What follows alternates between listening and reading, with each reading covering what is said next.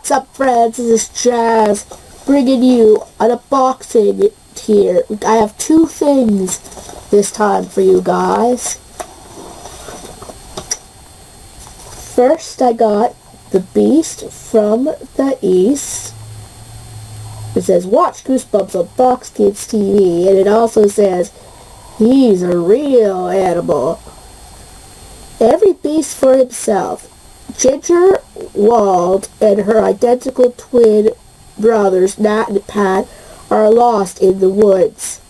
No problem. After all, Ginger did go to that stupid nature camp.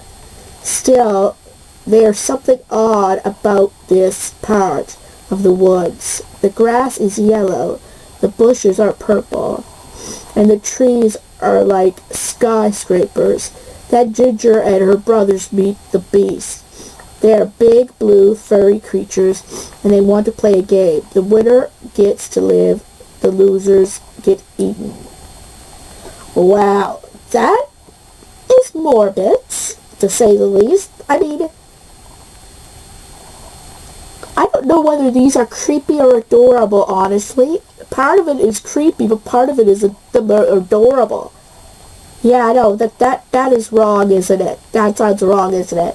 But I also got a little note here, but it says thank you as well. But it's kind of like the receipt. But it also says thank you, and I kind of like those type of notes. But this is number 43 here, so I'm getting one step closer to getting them.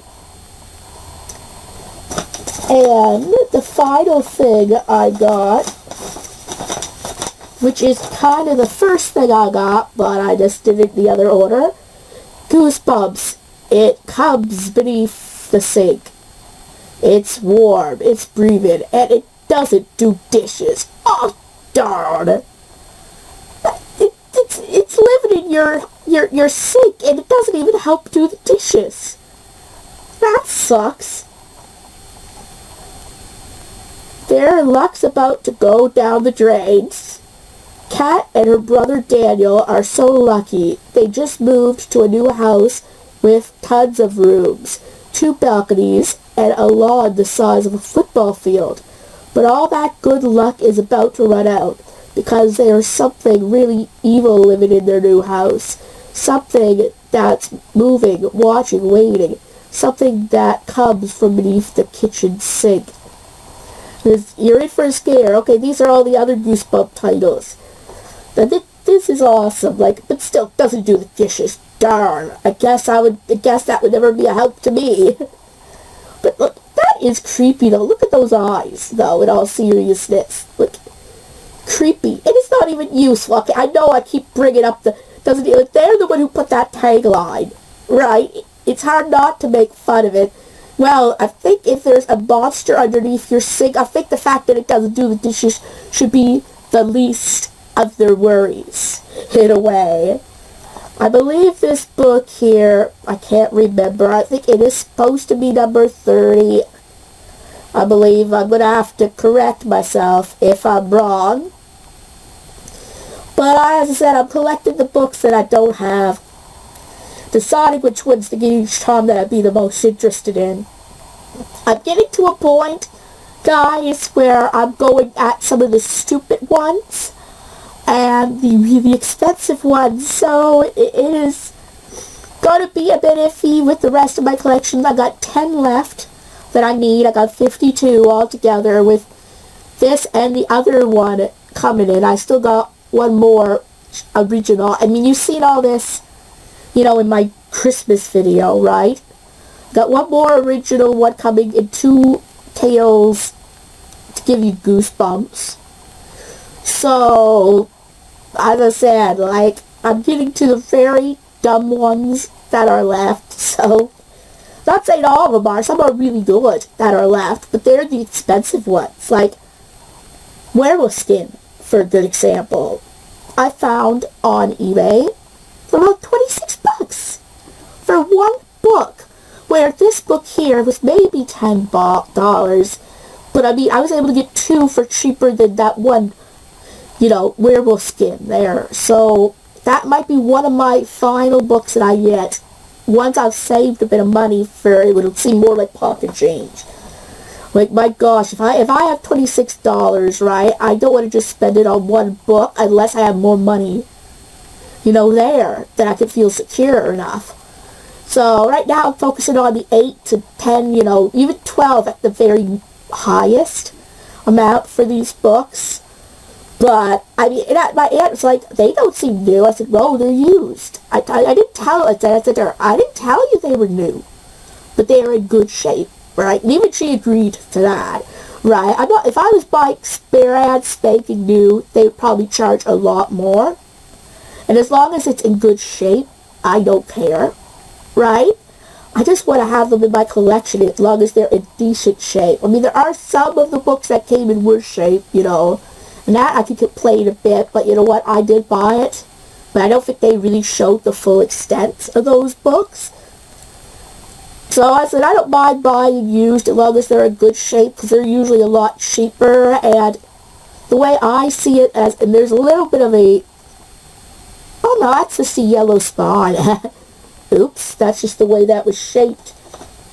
You know what, although this one isn't in bad condition either. It has a bit of a nut tear, but a little bit of a start of one there. But anyway, the way I see it is that there's people who don't want the books anymore.